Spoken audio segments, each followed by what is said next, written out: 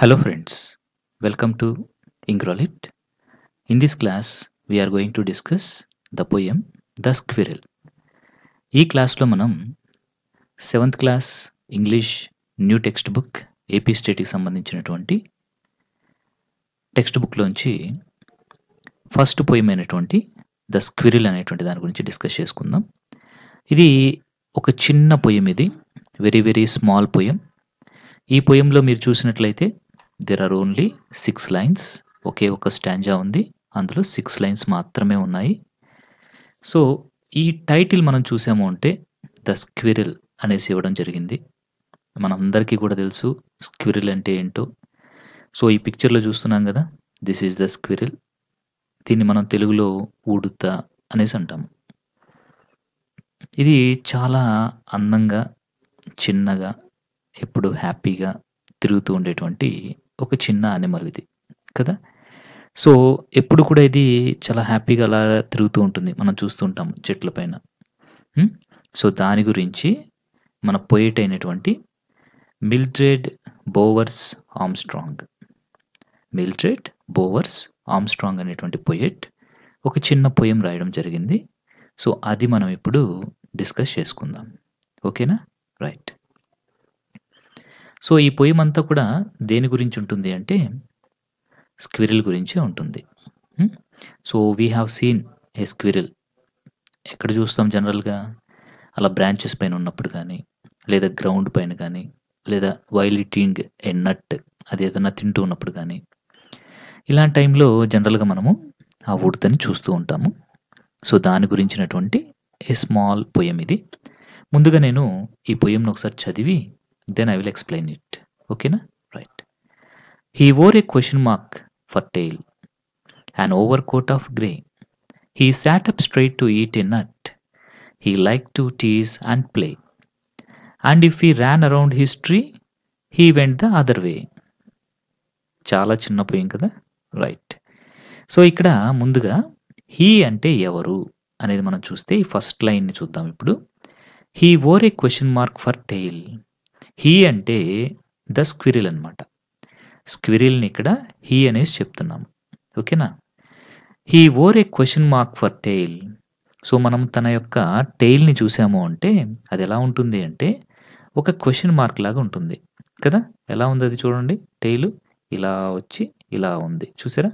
So ఇక్కడ నుంచి start అయ్యి ఇలా వచ్చి ఇలా వచ్చింది. ఇదేంటిది? ఒక క్వశ్చన్ మార్క్ కదా. ఎస్, చూడండి కరెక్ట్గా ఒక క్వశ్చన్ మార్క్ షేప్లో ఉంది కదా.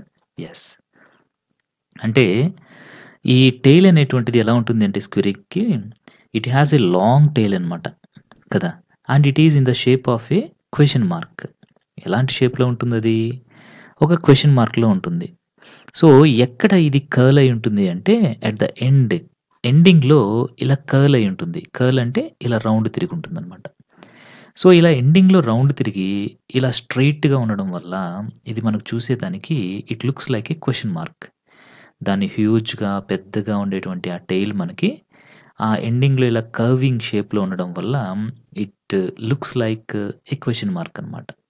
ఓకేనా? అందుకనే ఇక్కడ మన పోయేట్ ఏమంటున్నారు అంటే he wore A question mark for tail అనేసి అంటున్నాడు. వోర్ అంటే ఇక్కడ జనరల్గా అయితే మనం ఏంటి వేసుకోవడము, బట్టలు వేసుకోవడం ఇట్లా అనుకుంటాము.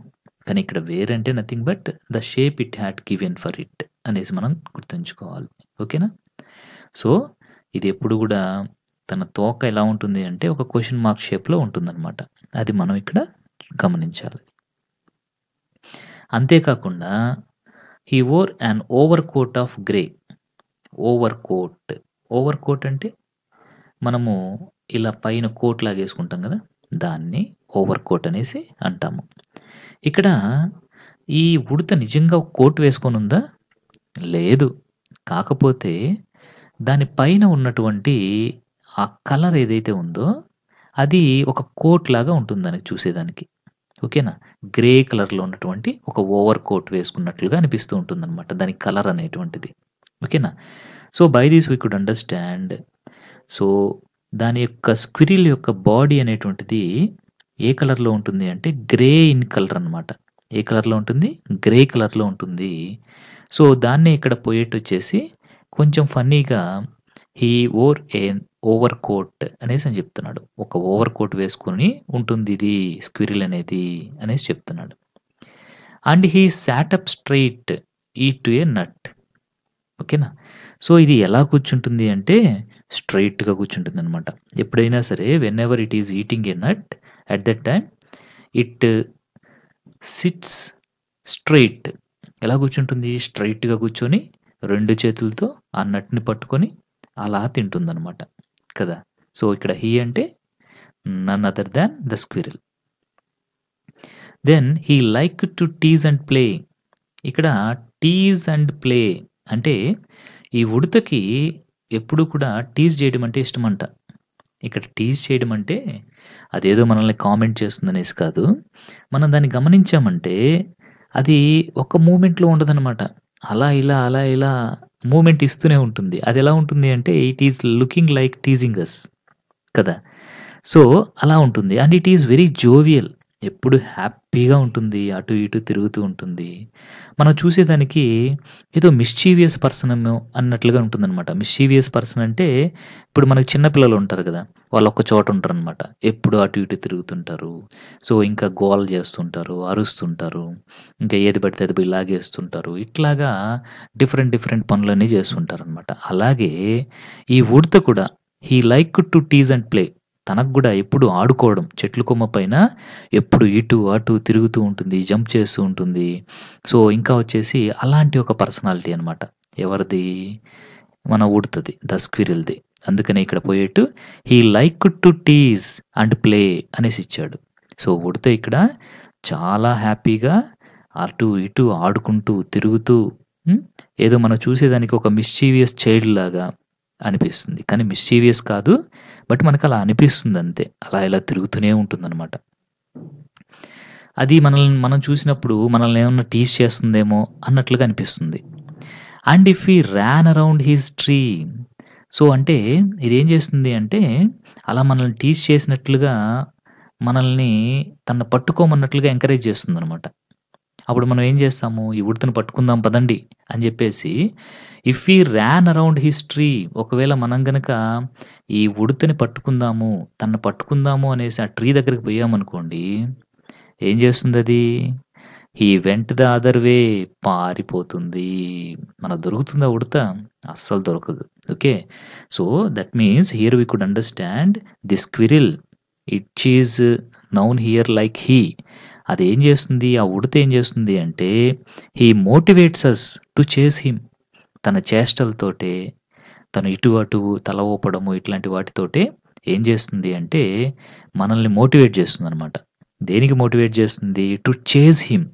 అంటే తనని చేజ్ చేసి పట్టుకో, నన్ను పట్టుకో, వీలైతే పట్టుకో అన్నట్లుగా మనల్ని ఎంకరేజ్ చేస్తుంది. ఐ మీన్ మోటివేట్ చేస్తుంది. తీరా మనము దాన్ని పట్టుకుందాము అని దాని చెట్టు దగ్గర పోయామనుకోండి, ఉండు నీ సంగతి చెప్తాను, నేను పట్టుకుంటాను, ఉండు నేను వస్తున్నాను అనేసి దాని చెట్టు దగ్గరకు పోయామంటే and it quickly escapes by going the other way. ఏం చేస్తుంది?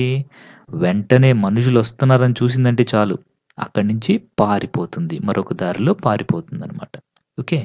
సో, రియల్లీ ఈ స్క్విరిల్ అనేటువంటిది చాలా చాలా మంచిగా, ఫన్నీగా అనిపించేటువంటి ఒక యానిమల్ ఇది.